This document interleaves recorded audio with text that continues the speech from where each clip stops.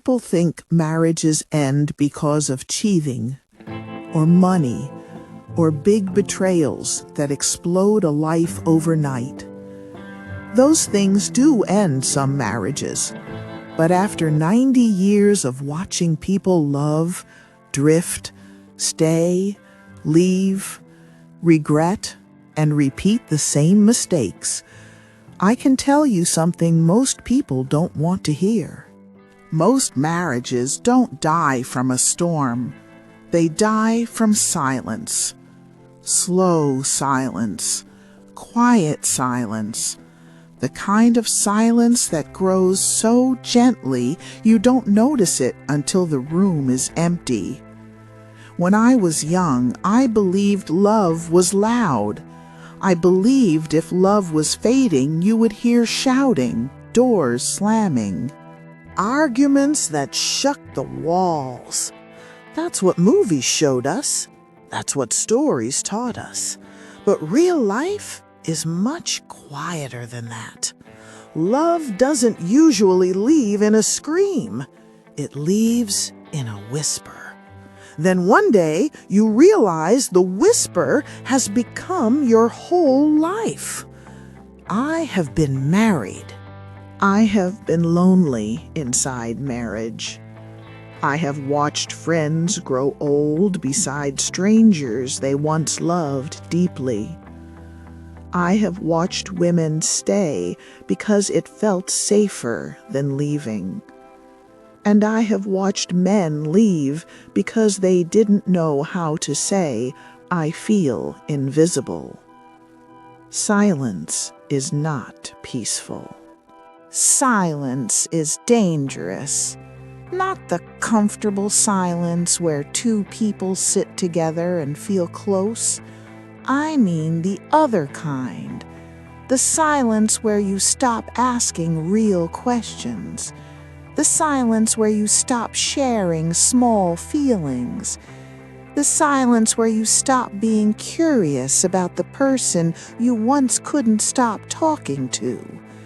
At first, it feels harmless. You're tired. You've had a long day. You don't feel like explaining how you feel. You tell yourself, it's not worth starting something. So you swallow the small disappointments.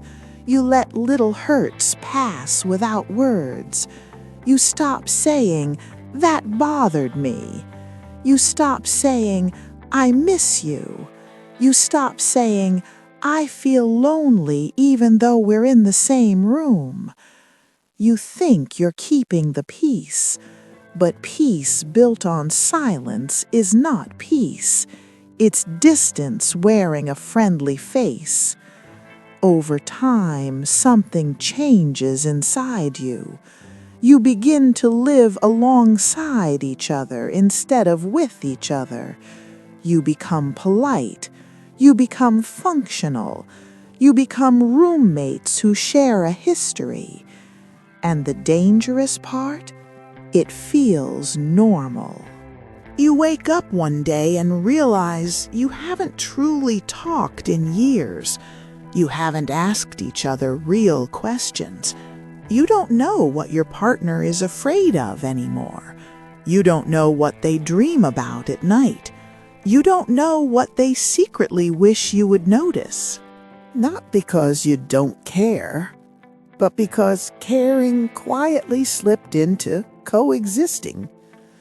I've seen women say, he never hurt me, he just stopped seeing me.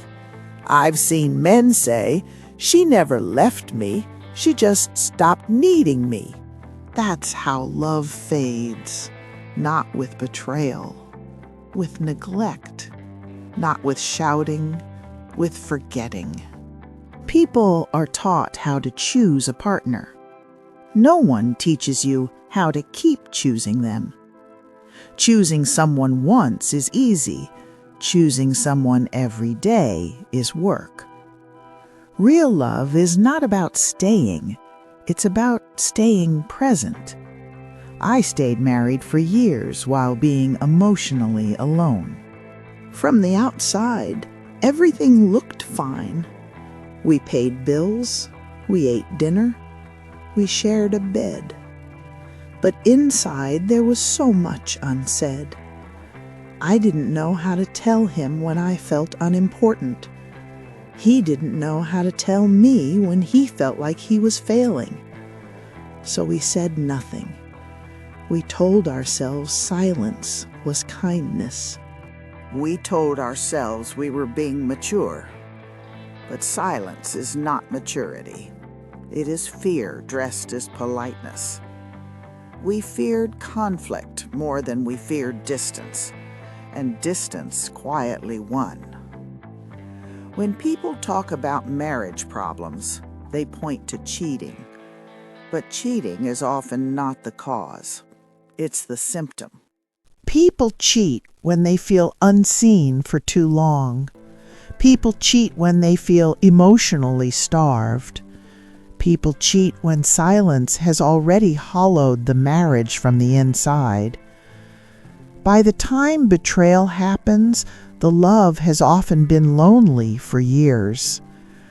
I watched friends grow old in marriages where no one cheated, but no one connected either.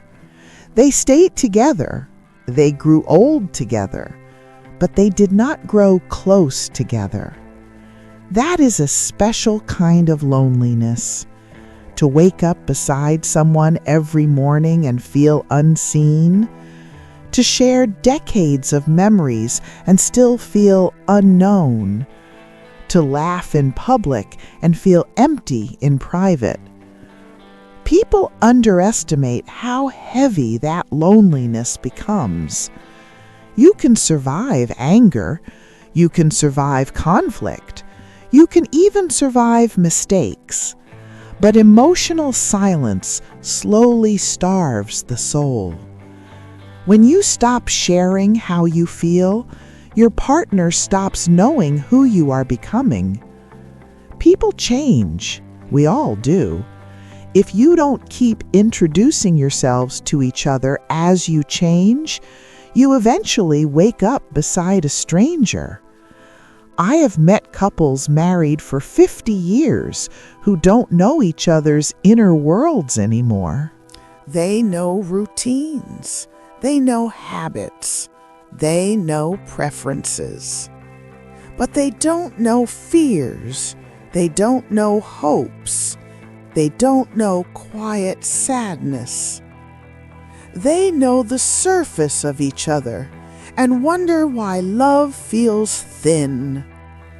Love cannot survive only on the surface. Love needs curiosity. It needs small, honest conversations. It needs the courage to say uncomfortable things before they turn into quiet resentments. Most marriages don't end because people stop loving each other. They end because people stop showing love in ways that are felt. People stop listening. People stop noticing. People stop asking, "Are you okay, really?" And when you don't feel seen for long enough, you start to believe you are invisible. I learned this too late. I learned that love needs to be spoken. Not perfectly, not poetically, just honestly. I miss you. I feel distant from you. I'm scared we're becoming strangers. I want us to feel close again. These are simple sentences, but they require courage. Silence feels easier in the moment, but silence charges interest, and one day the debt is too heavy to carry. If you are married now and you feel something slipping, please don't wait for a dramatic problem to speak. Don't wait for anger. Don't wait for betrayal. Don't wait for a breaking point. Speak when the problem is still small. Speak when it feels awkward. Speak when you're afraid of being misunderstood. The earlier you speak, the gentler the repair. I am 90 years old. I have watched love leave quietly more times than I can count. And if I could sit across from every couple in the world, I would say this: talk before the silence becomes normal. Touch before distance feels natural. Ask before curiosity fades. Because one day, silence will feel so familiar that you won't even recognize it as loneliness anymore. And that is when love quietly disappears. Not in betrayal, not in money fights, not in dramatic endings, but in the quiet space where two people stopped reaching for each other. If you still have someone beside you, reach now.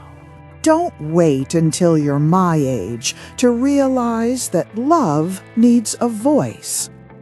If you're married or in a long relationship, when was the last time you truly felt seen by your partner? Be honest in the comments.